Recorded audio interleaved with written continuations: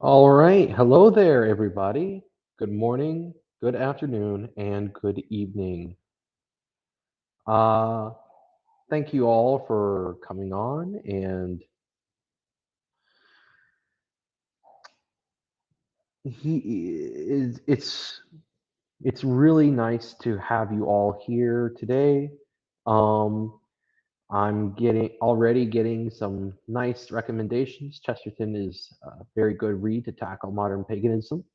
Uh, I will be the first to say that I have actually never read a single work by uh, by G.K. Chesterton.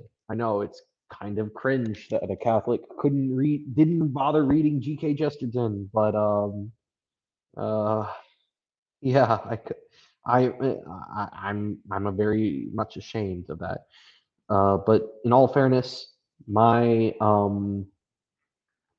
my entire reading schedule is filled with books, filled with books.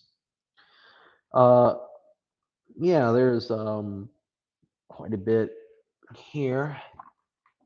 Yeah, so today I wanted to have this kind of loose talk, this informal talk about modern paganism and and what I think its rise in Western countries means for morality uh, and various other things that are going on here, morality, politics, and so on. So I'm going to let you guys hop in. There are quite a few people here. Um, and, I'm seeing some good old faces. Darth Kilhoun is one of them. Um, so uh, I went I went to the conclusion of monotheism uh, is true. A great deal of paganism is false by proxy. Well, I mean, you're not wrong there. Part of the problem that you find with modern pagans is that, like a lot of modern philosophy, they want to they sort of turn they think that they're doing something new and revolutionary, but really they're turning the clock back, or rather they're not even turning the clock back in an intellectual way, like where they're trying to rediscover something old and some old wisdom that is lost to us moderns.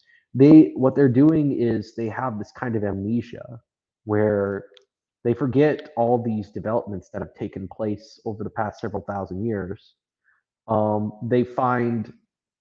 They find out something, and then they think, oh, this is brand new, this is revolutionary, this is scientific, when really it's just warmed over pre-Socratic philosophy. Um, I see Louis XIV, aka 1685 Violet. I'm here. Hey there, Louis. I always remember the people that are my the most avid watchers and commentators on my videos, and it's always heartwarming to see all of you here. Um, that said, before I begin, I'd like to get make a prayer to God and to the and to help him to help me, rather, to fully use my intellect in the best possible way. I always find that when I do something intellectual, my mind is calmed and focused when I pray. So if if you would pray with me in the name of the Father, of the Son, and of the Holy Spirit, amen. Our Father, who art in heaven, hallowed be thy name. Thy kingdom come, thy will be done, on earth as it is in heaven. Give us this day our daily bread, and forgive us our trespasses, as we forgive those who trespass against us. Lead us not into temptation, but deliver us from evil. Amen. So, and then I will I will have a prayer.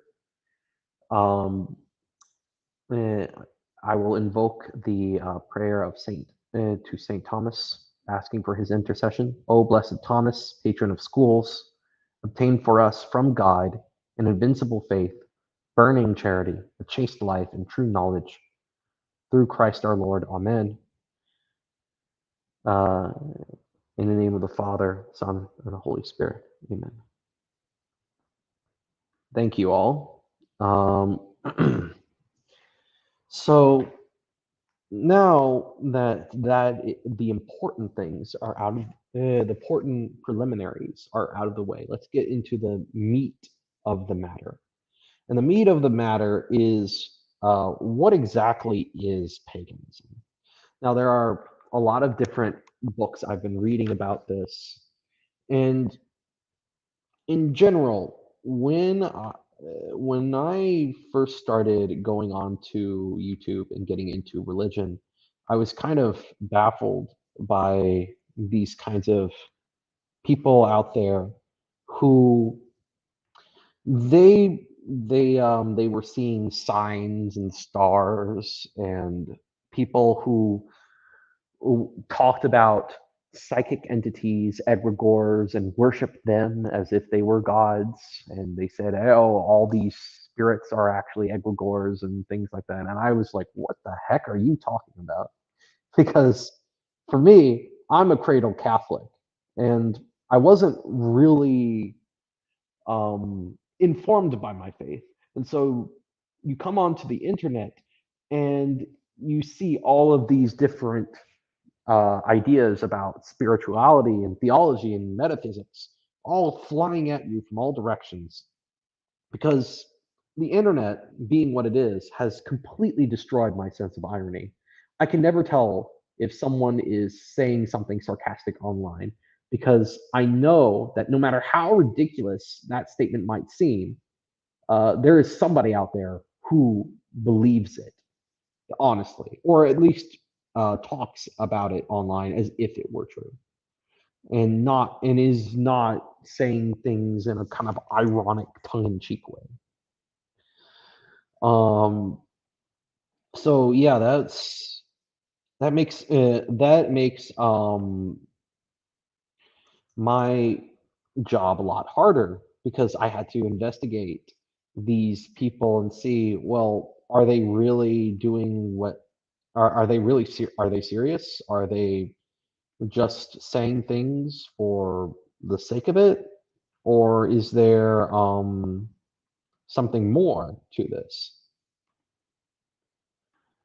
And what I found to be intimidating is that a lot of these people, they speak with such confidence, and when you're a young man, does it intimidates you to see people saying things you sincerely believe are wrong with such confidence over and over and over again.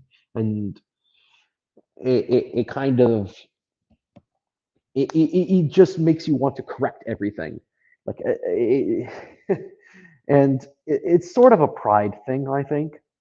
Um, to be honest, you are never going to be able to correct everyone who is wrong on the internet. You're not even going to be able to correct most people. There's no use in it anyway. If these people are going to hate God and and reject your faith because they have bought into some kind of nonsense, you're not going to be able to convince them, because your their problem is a problem of the will. It's a problem of their vices getting a hold of them. It's not a problem of, oh, they just need to be better informed. Not to say that all pagans are like that, but as I'll get into later, paganism itself as being some paganism as being something opposed, positively opposed to the gospel, is in fact born of these types of vices. Um, and I think really, as a Christian, if you want to get into a dialogue with pagans, you can't just um, um, sort of beat around the bush on that point. From the Christian perspective, paganism in most of its forms is deficient in some way, and usually those deficiencies come from are or are catalyzed by some kind of vice on the part of the person who practices paganism. And this is not an accident if you take into account the Christian understanding of the history of human thought. But I'd like to say here, one of my opinions, it's a reaction to Christianity, for example, and extreme forms of return to tradition, as is Catholicism. I don't understand that. Um, I will say, though, that there is a tendency within certain um, right wing circles to let one's pride get the better of them. Uh, and that can lead down some darker paths because these people think that I'm too good to be submissive. It's kind of funny because yeah, we criticize left wingers for being anti hierarchy, but every right winger is going to see himself as someone who doesn't need to submit to any kind of hierarchy because he imagines himself as being at the top of the hierarchy. And I know that's not everybody. I don't think, uh, but I think that does describe a lot of people I see on the internet who talk about these things as if they have the ability to determine what is truth, what is goodness, without first examining uh, themselves and humbling themselves. Uh, in any case, more on that in a bit. Uh, I wanted first to take a look at the at actually no, you know what? Before that, I'd like to have a short discussion about the what I consider to be paganism. What is paganism, and how does it stack up against Christianity, um, and why I think it's important to talk about these things. So first, paganism it has a storied history, and I think a lot of pagans will say that the word pagan was a derogatory term. It's used to it was used by Christians to sort of other the the religious people who were not Jewish, basically. So paganism had that connotation of it's the religion of those Hicks. It's the pagan religion is the religion of the Hicks, the people in the countryside who haven't heard the gospel, and so on. And that is, and I think that, and later on, paganism became a term used to describe any non-Christian religion, or any group that did any group that did not have its origins somehow in God's divine revelation in the form of Christianity or Judaism or any of the offshoots or heresies that spun out of these. Any any religion that did not have this character was termed paganism. And today, paganism is used by used as a term um, by used as a term by they're self-described pagans now. The two main groups are what I call the neo-pagans and the reconstructionists. So a neo-pagan would be like your it's a very broad category, but it includes your New Agers, your animists, your eclectics, basically the religiously remixed. And as uh, this one person said, there was this one book that I talked about, religion, godless world. There was a book called Strange Rites: New Religions for a Godless World by Tara Isabella Burton. And she talks about the fastest growing group in America called the the religiously remixed. These are people who are spiritual but not religious. These are people who are sort of out there uh, combining different elements of different faiths into one mishmash that works for themselves. And yes, it includes groups that would self-identify as neo-pagan.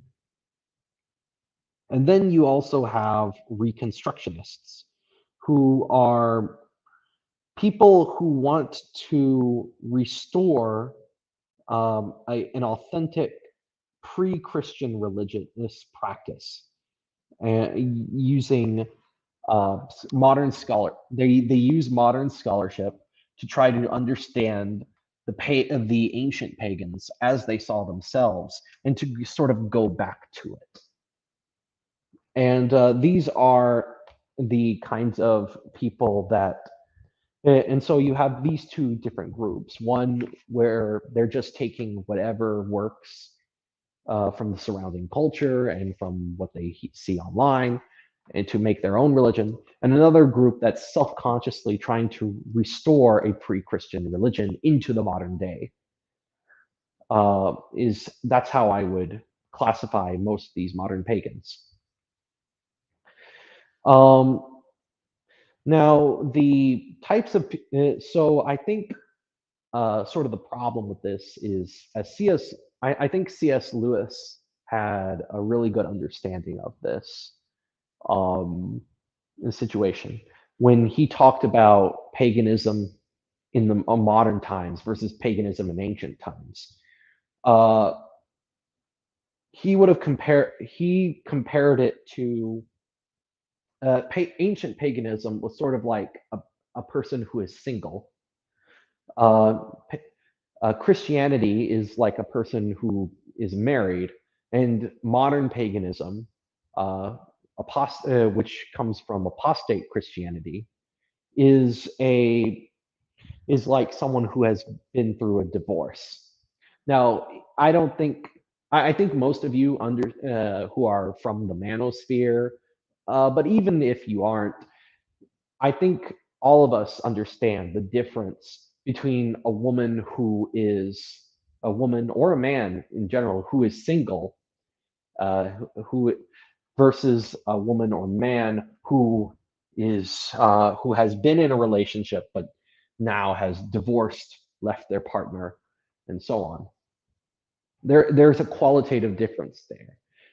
And that difference is one of the reasons why I don't think that a an authentic pagan reconstruction can be accomplished in the modern day, because even even if you were to have really good scholarship on this, on these things, let's and that's already granting a lot, considering much of this is speculative.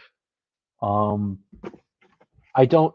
Modern people just think in a very different way, and there isn't and there isn't this kind of um, there isn't a a living tradition like there is with Christianity. And you know, you and I am going to get some flack from modern neo-pagans and pagan reconstructionists who are going to they want to claim that there is an authentic paganism still around that survived through Christian conversion and so on. But I think that they misunderstand what that is. It's kind of it's kind of like the difference between paganism of the ancient times and Christianity is sort of the difference between the single person and the married person. Marriage does change a person. It changes their priorities. It doesn't make the person a completely different human being, mind you, but it there is still that continuity, of course, but it is there is this qualitative difference in the person once the person gets married. Once you get married, your priorities change. You have new loyalties that you are bound to. You have to change, and with those new loyalties comes changes in lifestyle. You know, when you get a if you're a man and you get a wife, you have to suddenly work is not just something that you do to get money so that you could spend money on video games and pizza. It's something that you have to share with others, and you have a family to provide for here too. And that family life sort of consumes you. You know, you become more than just an individual. You become the guardian, protector, and leader of your household. You are the representative of you are the king of your domestic society, and you are the representative of that society within the wider polis. Uh, and that is the level of change that you see when a pagan becomes a Christian. It's a complete change in priorities. And I want to really emphasize that when we discuss these things with pagans, because when you talk to these people, it becomes very apparent. And sorry if I'm washing my hands a little bit. It, um, it becomes very apparent when you talk to these people that their priorities in life, like how they approach their spiritual practice, is very different from how Christians approach their spiritual practice, and and how what priorities they have. And unless you have this kind of discussion, you're not going to get anywhere, because there has to be this frank discussion about that difference in priority. Otherwise, the two sides are going to end up talking past each other and making these all kinds of these leaps in judgment. Uh, I going I need to eh, and that's what I really need to emphasize. So one thing that really helped me understand paganism was some of the writings of Thomas Aquinas. Uh, and I have right here something called the Aquinas Catechism, which is a list of sermons made by Thomas Aquinas about the Catholic faith. And he talks about the reason he talks about who are the polytheists and the reasons for polytheism. Um, so the polytheists are, in his mind, there are five types of polytheists. The first are those who believe the heavenly bodies influence the human will and who choose certain seasons for their actions, make gods and rulers of the heavenly bodies, and cast horoscopes. The second are those who obey kings rather than gods in matters where they ought not to obey them, and thereby making kings their gods. Those who love their third is those who love their children or kindred more than God. The fourth is those who love the pleasures of the table more than God, and of whom the apostle says, whose God is their belly. And the fifth is those who engage in sorcery and incantations, treat the demons as if they were gods, since they seek to obtain from the demons that which God alone can give, namely knowledge of the occult and the truth about future events. So, in other words, in all of these things, and remind you, some of these things that these polytheists worship are good. The family, the king, the stars, even to a lesser extent, the pleasures of the table. Rather, yeah, there's nothing wrong with wanting good food and good quality of life. But all of these people are doing, what these people do is that they elevate these important goods to the level of God. And they do this by implying that God is implying, or even outright stating, that God is not the highest value, that God is somehow lesser that God, than these things. And this is what I mean by a difference in priority, right? They have, these people have priorities that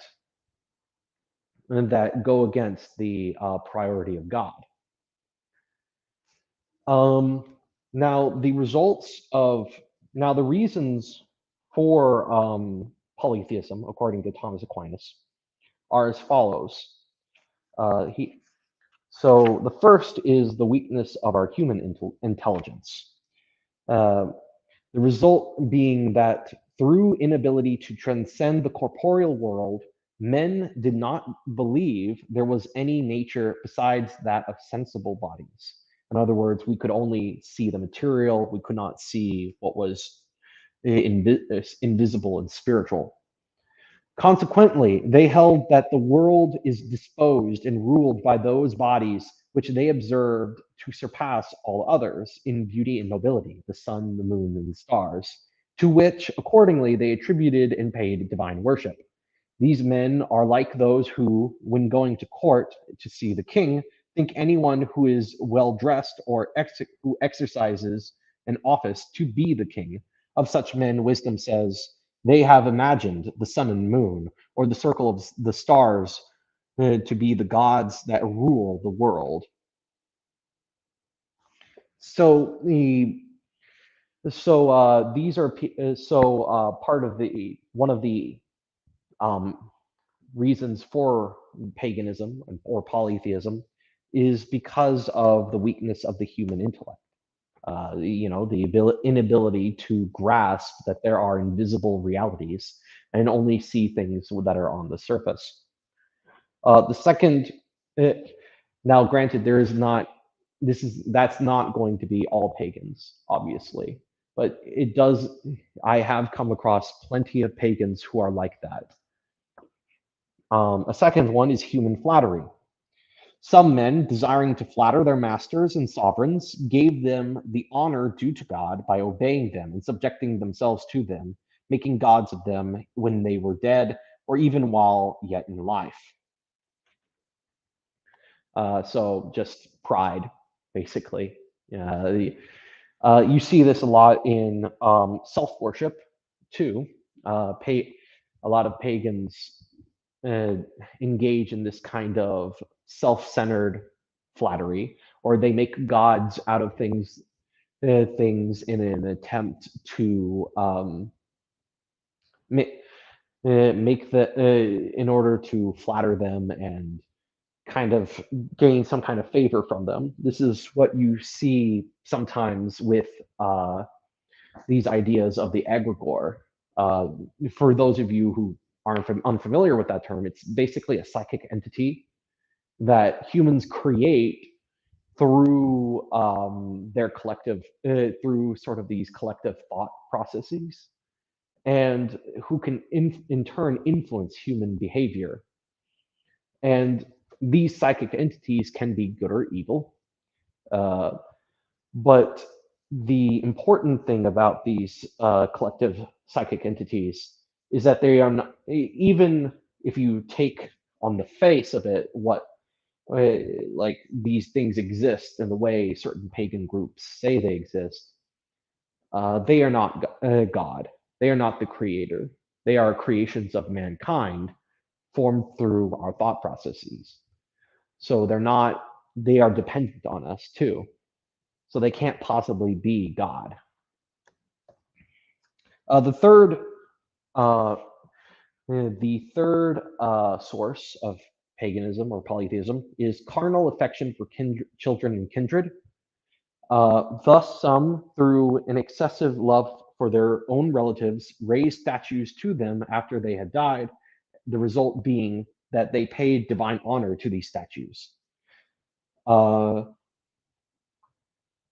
these so we had we and this is going to be a form of paganism that you see amongst right-wing neo-pagans, where they will deify the nation or the race in order to achieve some political end. And then lastly, the fourth source of paganism is the wickedness of the devil. It was who from the beginning desired to be equal to God. Thus he says, I will place my throne in the north. I will ascend above the height of the clouds. I will be like the Most High. This desire he has never put aside, which is why he strives his utmost to be worshipped by men and to have sacrifices offered to himself. Not that he is pleased in the dog or cat that is offered to him, but he is pleased in being paid the reverence due to God. Hence he said to Christ, all these things will I give thee, if falling down thou wilt adore me. With this purpose, the demons entered idols and answered when questioned, that they might be reverenced as gods. The idols of the Gentiles are silver and gold. Thus the apostle says, the things which the heathens sacrifice, they sacrifice to devils and not to God. So the idea here is very simple. In this world, there are certain spirits that are not God, but they are very powerful and they have a great deal of influence over human affairs. And so these spirits, desiring to be worshipped as God, will influence human events in order to gain worshippers, followers, and influence. Now, the the point here being that not everything that is powerful is God. I think this is a very similar mistake to deifying kings that Aquinas talks about, or deifying kings or deifying stars in the sky. You know, Aquinas talks about this in the context of stars, that just because something is very powerful or very noble does not mean that it is God, with a capital G. And I think this goes on to my next point, which is the difference between capital G God and lower G case G God, gods, um, which is something I came across in debating atheists. You notice that atheists will often make God lowercase g, and they will often treat the God of the Bible as if he were equal to Zeus or Thor or Odin and so on. But the problem here is that there is an inequality, even if you take a look at the myths surrounding them. I mean, for capital G God, from the God of the Bible, Christianity, that God is uncreated. There is he doesn't come from any source. He just always was. He is the source. Whereas with Odin or Zeus, yes, they might be powerful and fatherly, um, these judges, these divine judges of mankind, but they have origins. Odin, Odin has his mother and father, I believe. Uh, the parents of Odin, yeah. So I know that it says here, the son of Bestla and Bor. Odin is the son of Bestla and Bor, which are best. Okay. Oh wait, Bor and Best. Yeah, Bestla and Bor, along with two brothers, Vili and Ve. Right. So Bestla in Nordic mythology is the mother of these different of those three gods, and Odin is frequently called Bestla's son in the Poetic Edda. Sorry, Poetica Edda. And Zeus, meanwhile, is the son of Kronos, or Saturn in the Roman version. Uh, the point being that these lesser gods are creatures, they're creations, they are beings that came into existence in time, and they do not they are not eternal well springs of creation, but rather part of the creation itself, albeit a very powerful parts of the creation. And this is in part why the existence of multiple gods like Zeus and Thor and others, the existence of these lesser things that we call gods in the lowercase g is not incompatible with Christian monotheism, because capital G God, the God of the Bible, is ontologically different from these lesser entities. And when I see pagans or atheists criticize the God of the Bible, they always start by making the unspoken assumption that Yahweh is just a lowercase g God in this lesser sense. And true, there might have been certain Jews in the Old Testament who believed that God was like that had that ontological view of God. But modern day Christians do not believe that you can understand the literal sense of Scripture with that assumption. They do not believe that God is equal entity to Odin or Zeus. It's not they; those are not the equivalent of Yahweh in any way. And when these critics of Christianity attack Christianity by saying, "Oh, well, this Jewish God, he's just the tribal entity," and so on, despite the fact that there are many verses in the Bible that say that God is also the God of the Gentiles too. both in the Old and New Testaments. They're making a category mistake.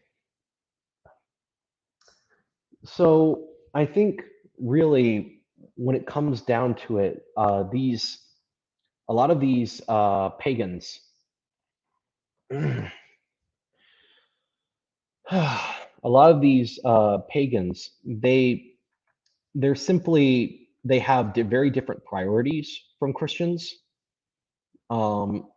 and this leads them to making a lot of different intellectual errors about and confusing the creator with the creation.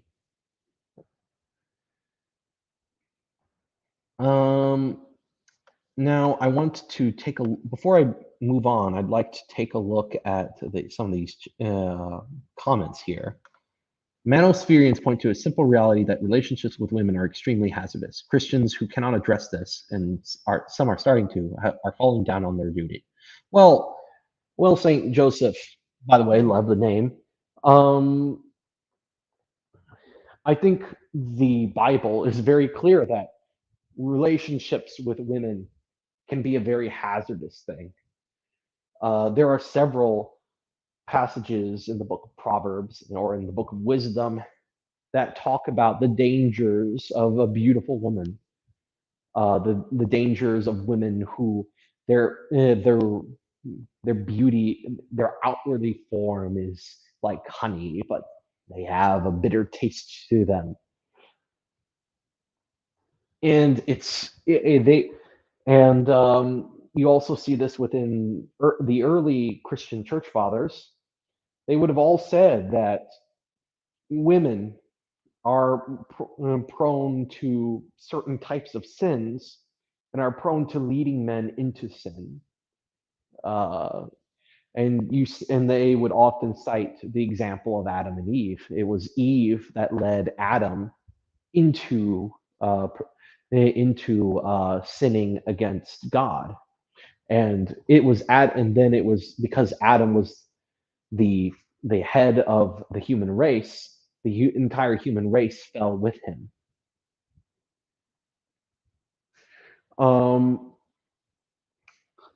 So their paganism is so different. Modern paganism is so different from ancient pagans. It's hilarious. Yeah, I think that is a something that you find, but it's a very understandable phenomenon because a lot of modern pagans are not even trying to reconstruct old paganism. What they're doing is they just abandon Christianity and then they take bits and pieces of practices and rituals and beliefs that just kind of work for them in their daily lives, cobble it, and then they have this build a religion. And they have this create your own religion type of mentality to them. Uh, it's kind of gross. It's consumeristic. But it's very much part and parcel of the modern day. And there's a reason why this kind of paganism is so popular in America. Uh, aren't there pagans who dislike Christianity because they think it's either too backward socially on one camp or because it doesn't emphasize race?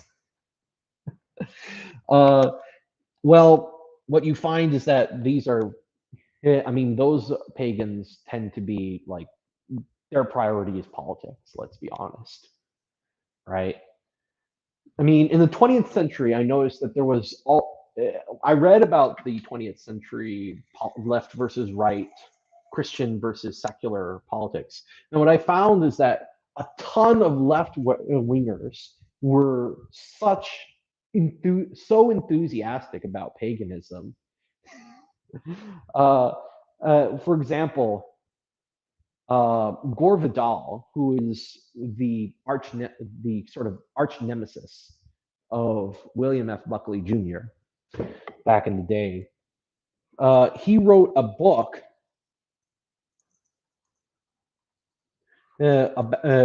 lionizing Julian the Apostate, one of the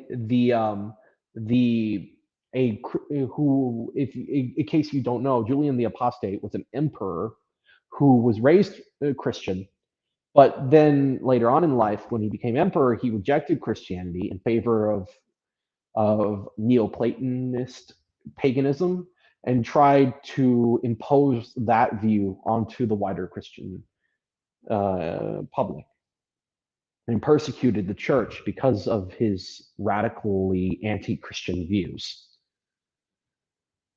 And Gore Vidal lionized this guy. He made the protagonist of his novel.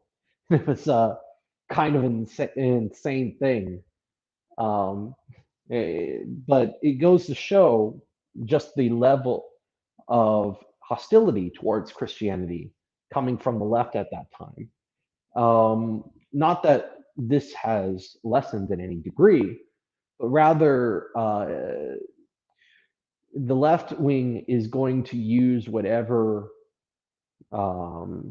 they're going to reach for whatever they think can help them win against their political enemies. And if the right wing was consisted of mostly pagans, leftists would be totally reaching for their St. Augustine and selectively quoting him to attack paganism. That's just how they are. As for the people, the pagans that say that it doesn't emphasize race enough, I mean, that was one of the causes of paganism, according to Thomas Aquinas, that these people, they love their kindred and their children so much that they elevate them to the level of gods.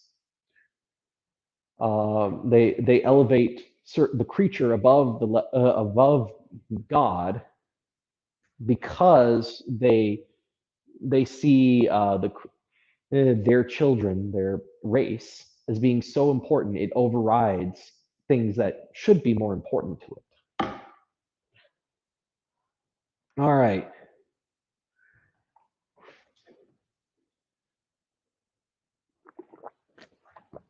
All right. All right. Now that we have this, I would like to talk a bit about a pagan that has been Telegram contacting me off and on Telegram for a while, but recently he decided not to. I guess he didn't want to respond to my views on paganism, and instead responded to Dave the Distributist's Substack on paganism. And this was his response.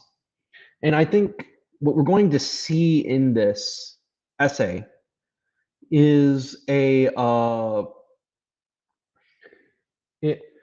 is this overall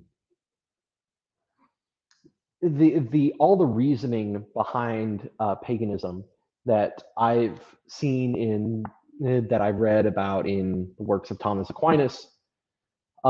Those motivations, and those differences in priority come out in full, and they're very much explicated in this essay, which critiques some of the views that were espoused by the Dave the Distributist. Now, I'm not here to defend everything Dave the Distributist says about pagans and paganism, but I think that the main thrust of a lot of his arguments is very strong, and basically the pagans who respond to this tend to respond with boilerplate.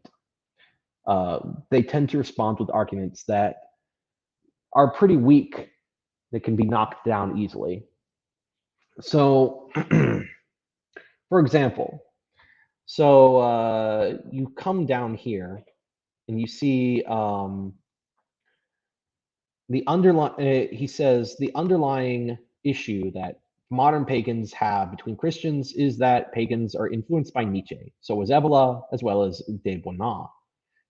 Nos. So yes, they do assert that Christianity is based ultimately on slave morality. Christians refuse to accept this, so we are at an impasse. So he doesn't actually make the case that Christianity is slave morality. He just says, "Oh, we believe this. Christians don't believe this, and there's no discussion of this whatsoever." He then goes on to say that there is a fairly clear trend of Christianity being mostly incompatible with the practice of slavery. Uh, then he says, you cannot teach the lumpenprolet underclass that they can escape from bondage and give them an example proving and glorifying that it can be done. That will give them ideas, and you don't want to give the slave caste ideas. Well, Raging, how do you know that you are not the part of the slave caste in this case? Oh, because you're based or something? This is sort of the problem here. This complete lack of uh, just you don't understand where you're coming from with this. Uh, Now, the kind of people who make these sort of arguments, uh, they are going to be assuming this divide between master morality and slave morality, which was so prominent in Nietzsche's work. Um, but they don't really have the rigor that Nietzsche had. So they're going. So I guess in Raging Mandrill's, I mean, I don't know if Raging Mandrill wants to imply this, but he seems to think that uh, the problem with slave morality is that it teaches that slavery is bad, and we need slavery to keep the slave underclass in check, which is kind of ridiculous if you think about it for a little bit, because slavery did not historically exist to keep the underclass in check. Um, there are a lot of different there are a lot of different reasons why slavery existed throughout time. Uh, One of them being that it was the most technologically viable option available to meet a demand for labor. Um, it was common practice. There was also the fact that it was common practice back in the day to take prisoners, take people who were captured in war, and put them to work for you, and force them to work for you as part of the deal. You captured, so your tribe captured another tribe, took their took them over, and then made them your slaves, so that you would generate these people would start generating wealth for your people. And in this way, different groups could dominate each other and gain a competitive advantage in that time. This was not but this model of slavery suggests that that this wasn't that slavery wasn't something set up to benefit a tribe economically. It's just it was had this kind of political management view, this technocratic view that there are all these competing groups, and what you need to do to keep this competing group down is to oppress them or subjugate them, make them your slaves, so that they do not rise up and do and presumably overthrow society. Which, by the way, this doesn't really have anything to do with. This barely has anything to do with Nietzsche's views on slave and master morality. Nietzsche was much more concerned with the fact that um, slave morality, in Nietzsche's view, what it did, it wasn't something. It was the problem with slave morality wasn't that it freed slaves and freed the underclass and allowed them to run amok. The problem with slave morality in Nietzsche is that it enslaved the highest men, the people who are creators, artists, great thinkers, great men. It enslaved them to a worldview that prevented them from being self-actualizing, being the best that they can be. And the problem with it was that it imposed a single universal standard among all men, when some men, being higher in Nietzsche's eyes, needed to be given these exceptions to the rules in order to advance civilization. Now, there are problems with this view, I would say, but this is a very different argument, I would, from Raging Mandrill's idea of master and slave morality. In any case, Raging Mandrill's idea is more in line with the 20th century eugenicists who wanted to exterminate or subjugate these lesser entities in order to improve society, which again, what I would say is, how does Raging Mandrill know that he is not part of the slave caste? In any case, he says that he basically summarizes that Christianity teaches that slavery and eugenics is bad, and these are the only things that deal with the populations of spiteful mutants. Now, the term spiteful mutant refers to those people who have a tendency towards antisocial behavior. And why these people are considered part of the slave caste, I I don't think spiteful mutants make for good. There's a bit of an inconsistency there. Are we saying that spiteful mutants are the slave caste? If so, then I don't see why you would want spiteful mutants to be your slaves. They're spiteful mutants. The whole problem with them is that they're very antisocial and they don't get along. Oh, and they're prone to immoral behavior. You don't want those types of people working for you. Even on a practical level, when we're not getting into morality, this argument doesn't seem to make sense. But also, Christianity had a solution to the spiteful mutant problem that didn't involve things like eugenics or slavery. It's called capital punishment. And this is something that people like, what's his face? The guy, Ryan Falk, he talked about this eugenic effect of Christianity.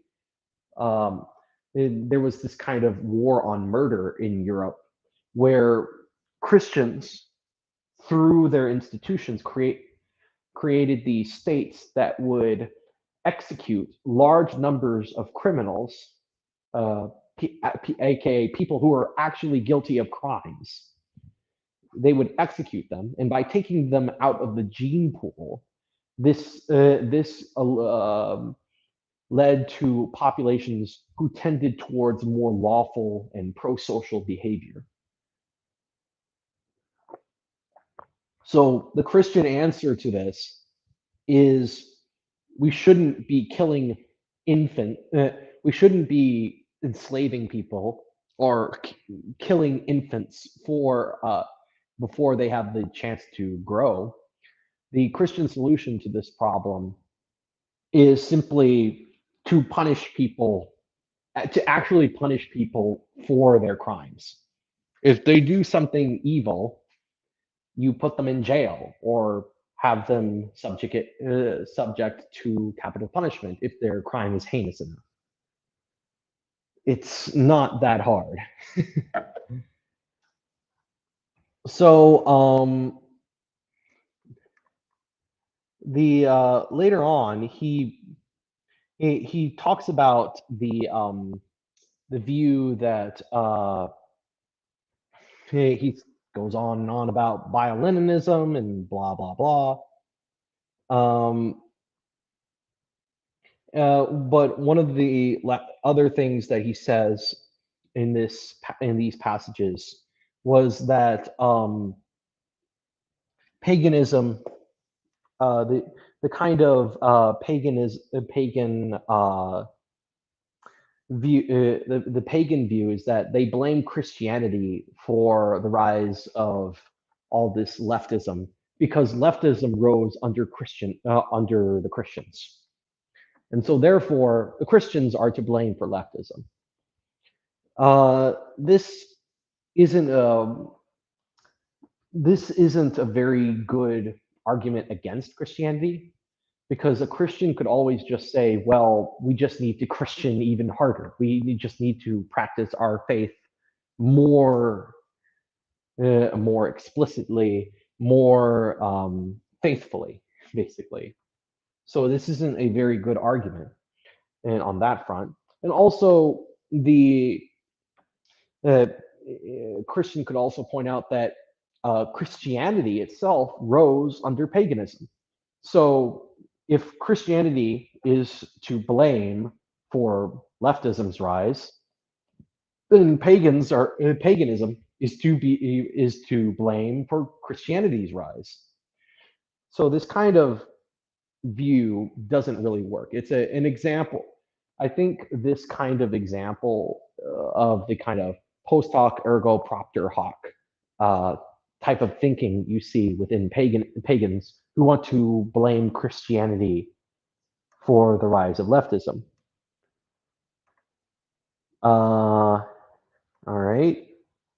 So if we were to go down the list here, he responds to the core pagan criticisms that Dave talks about, which is the Nietzschean critique that paganism is the true path to realizing that every individual is a Nietzschean Übermensch, and also that Christianity is radically revolutionary and it proclaims the past is evil. It spreads radical individualism.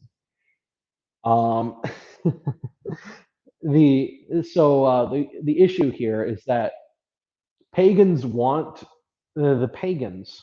they want to take Nietzsche as one of their own, but Nietzsche is not one of their own.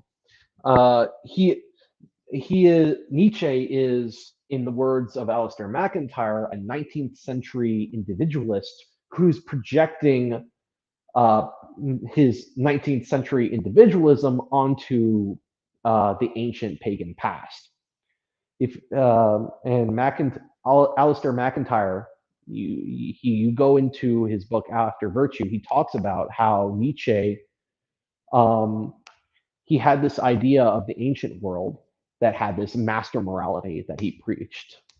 But in fact, if you were to read the works of Homer and the Iliad and the Odyssey, as well as other myths, you'll find that no, the morality of these ancient pagans was while being rather far removed from Christianity, was actually closer to Christianity than it was to Nietzsche's individualism. So when pagans try and uh, put together the make this master slave morality dichotomy, they they end up assuming Nietzsche's individualist mantra. Now, this isn't to say that you couldn't take some of the good points Nietzsche made in his critique of slave morality and take them out of the Nietzschean context and put them into a more traditionalist right wing context. But then there's nothing stopping a Christian from doing the same thing. So you see the issue here. In the context within which these critiques happen matters. Then they matter a lot. Ugh. So if we go down here, he talks about um, how there was an Imperium Press Substack article that says that the true difference in politics is between Odinic and Tyric sensibilities. Odin and Tyr are gods of war, but they have different responsibilities in the Nordic pantheon. Odin is the king of the gods and reigns in Valhalla.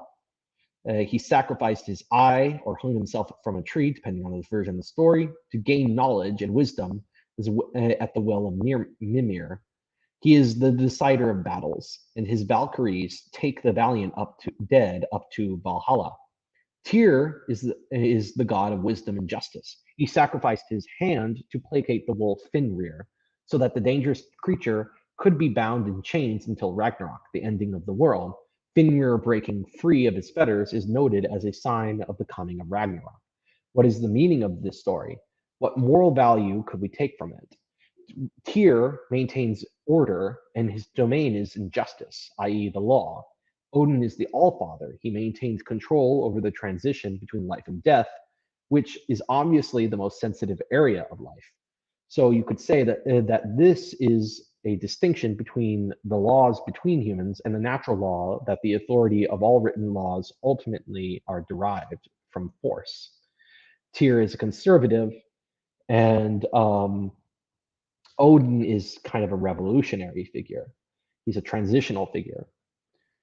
Um, Now, he makes this claim that Christianity is Tyric somewhere, I think. Um, let's see.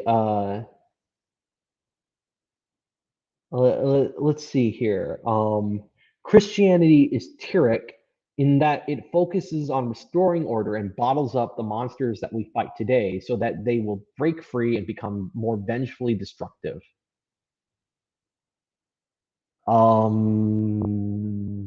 Where's the evidence for this?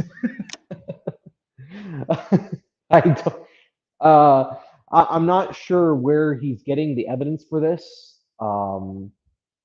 Christianity has both preaches both the justness of human laws and the importance of obeying them, but also on the purpose of going against these human laws when they go against the law of God.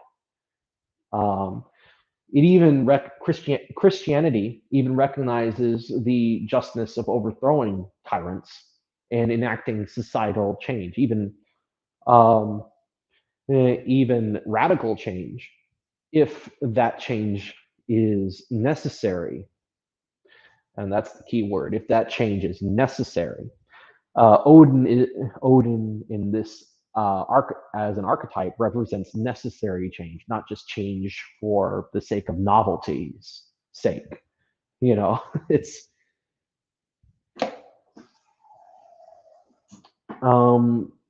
what you find with these kinds of pagan types is they're conflating Christianity with the kinds of, I don't know, the kinds of people that they see in their everyday lives who are Christian. Like maybe the fact that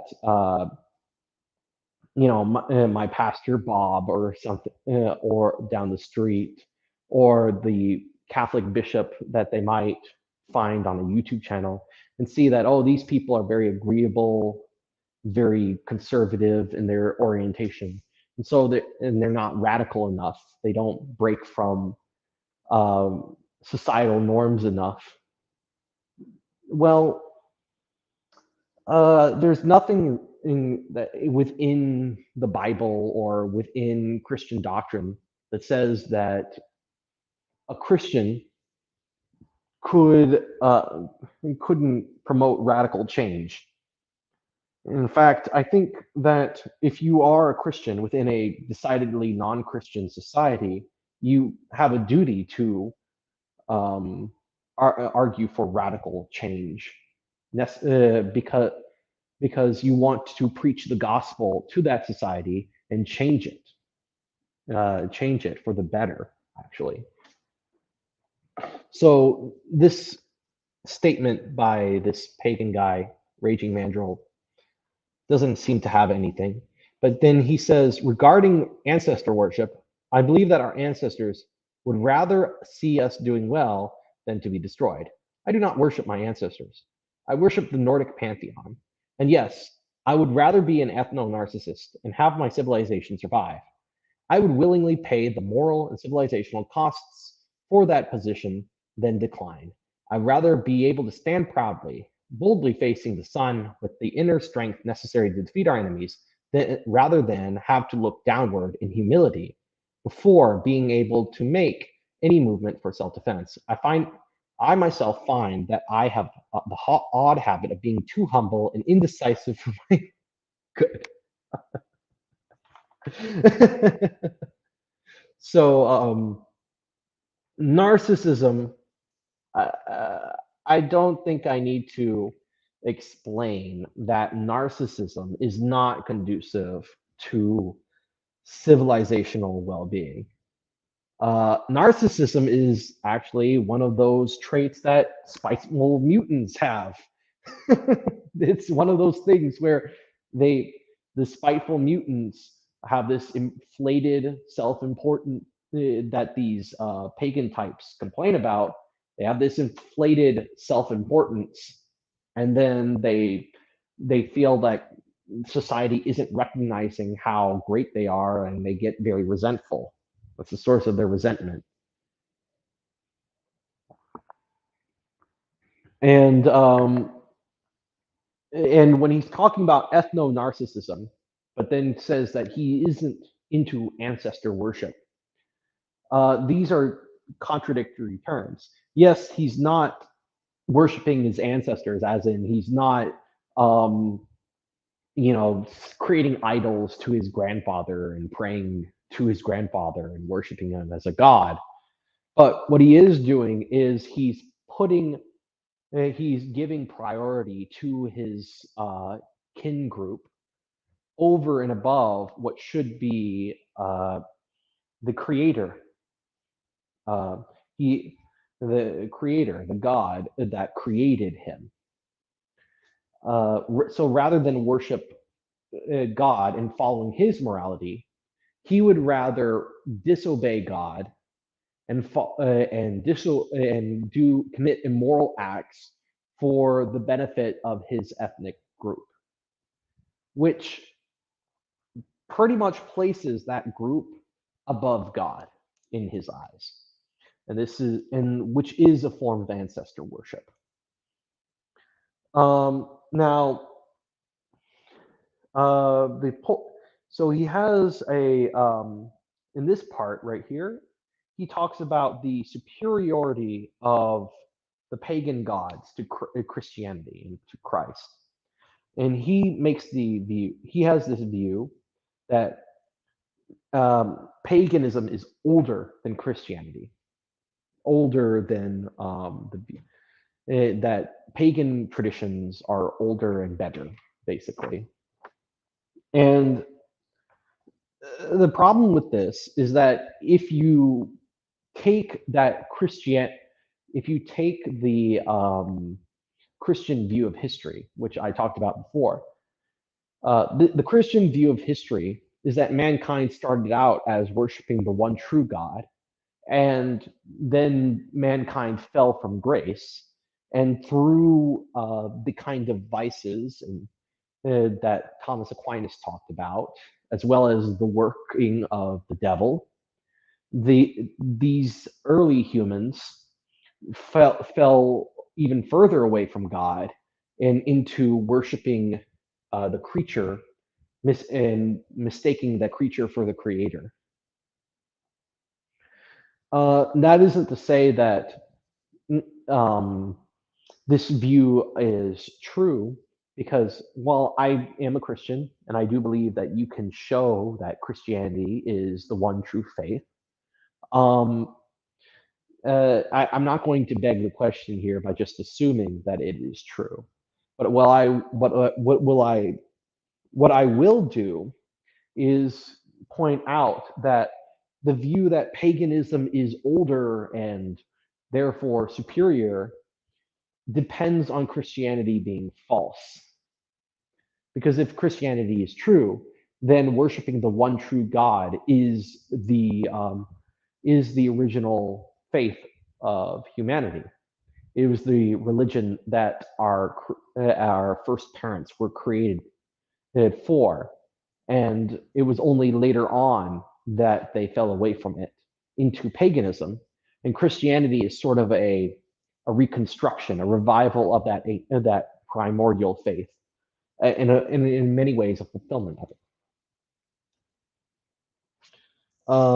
In other words, this point that Raging Mandrill is making, it begs the question against Christianity. It's a critique of Christianity that assumes that Christianity is false. Um, any more? So so another thing about this is that many of many parts of paganism, uh, in many parts of paganism, sort of prefigure Christianity. And this is seen in, there's a lot of for example, there's a lot of bad scholarship made about how, oh, Jesus was actually a pagan deity. Look at all these pagan gods that are similar to Jesus. And no, that's not, you can't really say that just because there are all these pagan deities that might have a thing or two in common with Christ, that Christ was somehow invented based on myths about these other deities. But what you can say is that these deities in some way foreshadow Christ. And because God, because he's the creator of the whole cosmos, and because he's always ordering human events towards his vision of providence, he's God is going to allow for he's going to allow for certain expressions that are going to foreshadow later events in human history, like foreshadow parts of divine revelation. This is this is something that some Christians point out about the ancient Greek philosophers like Plato and Aristotle, that God allowed these very intelligent people who never had contact with Judaism and Christianity. He allowed these people to create these philosophical works that would later aid Christians and bolster bolster their views and form the metaphysical background of their religion. While at the same time, the Christian religion would perfect these earlier philosophies. And I think these kinds. So when this guy he says uh, he wants to make the case that Christianity is sort of this uh, Christianity is just like this superficial layer on top of paganism, and you see this with a lot of modern day pagans, where they'll claim that all Christian holidays are derived from paganism. All their practice, all everything good about Christianity was actually stolen or copied from the ancient pagans, and so paganism never really died. It just kind of was it was just kind of Christianized. These pagans, this pagan faith is actually still around, but Christians have just slapped slapped a kind of Jewish biblical paint on top of what is essentially paganism. Um, this does not make any sense given given the difference in priorities that I talked about before between pagans and Christians.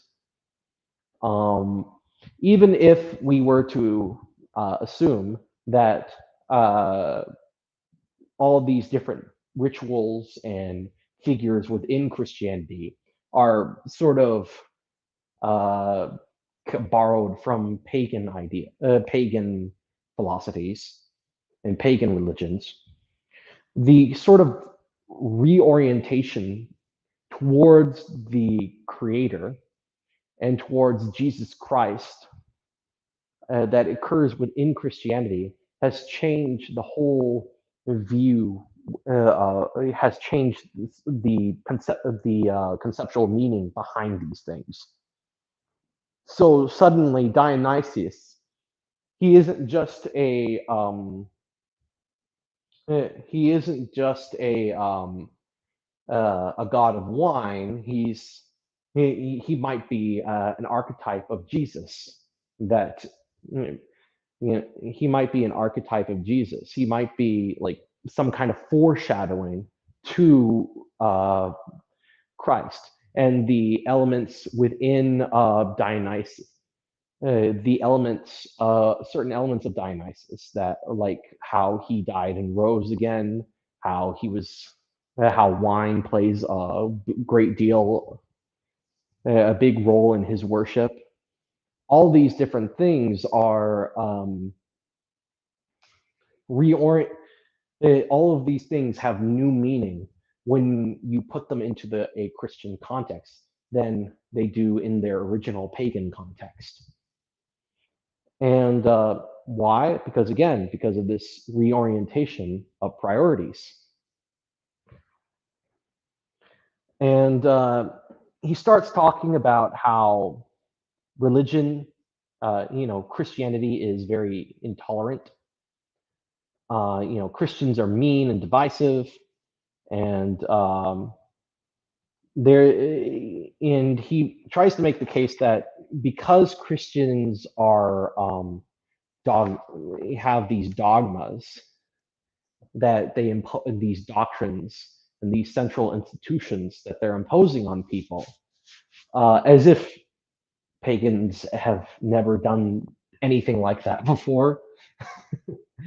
But Christians are doing it, and that's bad because it stifles these ethnic cultures and religions. Uh, but again, it's part of the problem here is the priorities, right? Yes, Christianity affirms that different ethnic groups and their customs and cultures are very important.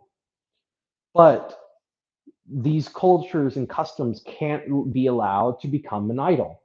they're not infallible. They're not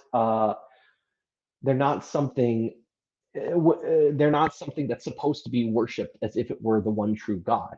And when you treat them like they are, what ends up happening is you um, wind up committing the sin of idolatry. You wind up treating created things as if they were the creator. And that's the kind of fundamental illogic of these pagan types. They want to treat these created entities as if they were the creator himself. And I also talked about the idea that Christianity is intolerant in a previous essay of mine. Uh, I basically pointed out that what they're really saying here is that um, if you have this universal standard placed on people, that's intolerance. And by this logic, by this standard, if you believe that 2 + 2 = 4 has universal applicability, then that's a form of intolerance. These people are they're not really thinking things through, which is a sign that they aren't they're not really considering these views. And I'm not saying that they're stupid, although there are stupid people in every camp. What I'm saying is that a lot of these people uh, they're operating within their spheres. They're operating within their frameworks. They don't know anything about the Christian framework.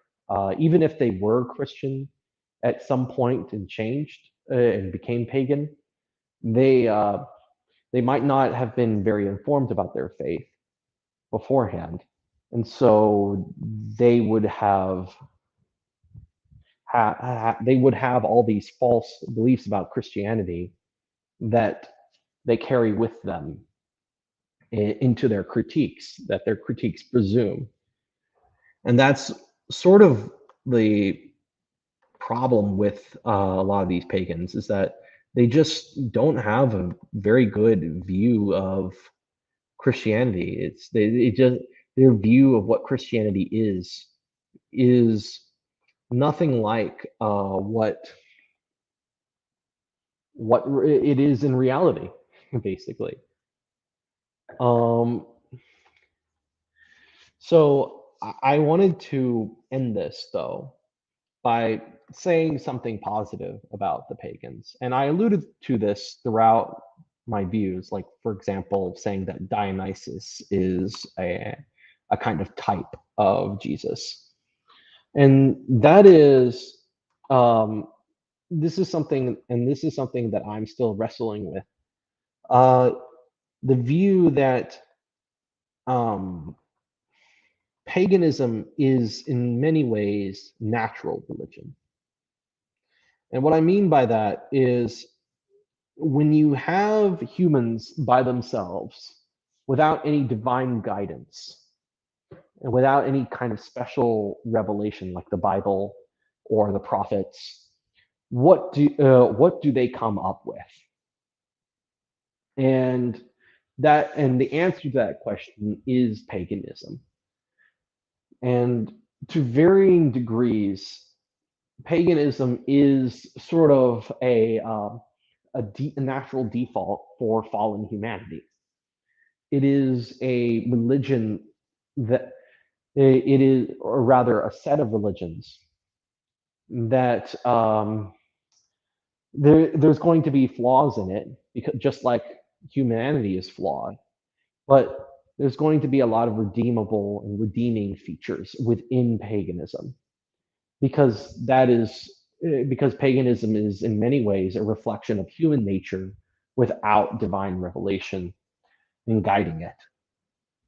And so there are certain elements of paganism, such as the the distinction between what is profane and what is sacred, such as traditional morality. The idea that humans need to human behavior needs to be regulated, so that we can't let vice overrun a community. Um, these kinds of things are very good. And Christians and pagans, and maybe we can always hope that Christians and pagans, when we discuss these ideas with each other, there is this common ground that we can share in our discussions with each other, that can be and maybe even be the basis for political coalitions, uh, that but and that's something, maybe that's a bit hopeful, uh, because most of the pagans that I've come across on the internet don't seem very interested in friendship with Christians. That's kind of a fact. Most of them are very resentful towards Christians. And the behavior of some Christians does not help with this at all. But I don't know, maybe it's something to really think about and consider. Uh, I mean, there are people who tend to see paganism as being nothing but demon worship, but they don't. But those people don't seem to understand that a lot of the ideas and symbols within paganism, a lot of those can be redeemed, and because God has the power to redeem things that have fallen. There is a saint, John Henry Newman, who talked about this. He says, confiding then in the power of Christianity to resist the infection of evil and to transmute the very instruments and appendages of demon worship to an evangelical use, and feeling also that these usages had originally come from primitive revelations and from the instinct of nature, though they had been corrupted, and that they must invent what they needed if they did not use what they found, and that they were moreover possessed of the very archetypes of which paganism attempted the shadows. The rulers of the church from early times were prepared, should the occasion arise, to adopt or imitate or sanction the existing rites and customs of the populace, as well as the philosophy of the educated class. So really something to consider. Uh, and that's going to be my thoughts on paganism. I understand that this is was kind of a long, rambling rant, but yeah, could you change the display so the text was bigger? I apologize for that. If you want to actually read the original blog post, I've linked it in the description. Is Mandrill Scandinavian? No idea. I mean, I mean, I don't know. Maybe. I don't know. It's everyone's anonymous on the internet. Fight for Catholic monarchies that fear. Fight for the return of Catholic monarchies that fear and will out God's divine judgment. Amen. Let's see. Reading Evola is in a pipeline to paganism. Evola does have a lot of good analysis, traditional and anti-traditional forces. Spiteful mutants would be like like in India, the Sudras, because they are born out of caste and are Inor. Well, see, they're not even a slave caste. They're born outside of the caste system.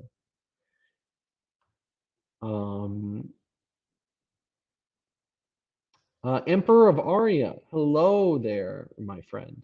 I know you from Discord. Oh yes, there is very much sorry that I can't see you, but I'm a Filipino, and the pagans are wired. A lot of the weird, I guess weird, LOL. A lot of them convert in like a few weeks. If only our pagans were like that. Yeah, um, a lot of people online who call themselves pagans, they these people they tend to be pagan not for believing that Christianity, not because they believe paganism is true, but because they believe Christianity is hateful. Um, let's see. So yeah, can any of them read Latin? I wouldn't blame them if uh, I wouldn't blame them for not being able to read Latin. I can't read Latin, but anyway, it's good. I really did enjoy this little live stream. Bit of a rant, bit of a ramble. Uh, but I really hope that if there are any pagans watching, I'd really like to have this kind of discussion with you over these points, uh, because uh, I think the kinds of points that I talked about, they are very important for understanding why Christians and pagans have a hard time talking online, besides just, typical religious banter. And I really hope that some of you will understand the importance of intellectual charity, to be quite honest, because a lot of you, well, I've seen so many pagans, multiple ones, in fact, just completely take me out of context, try and make me say things that I'm not saying, read into the text their own biases, and those people, I think it's just a reflection of their character, and I hope that they see the error of their ways one day. Um, anyway, I'd like that's where I'm going to leave this stream. God bless everyone, and I hope you all have a wonderful All Hallows Day. It's coming soon, and I'll see you then. Have a good night.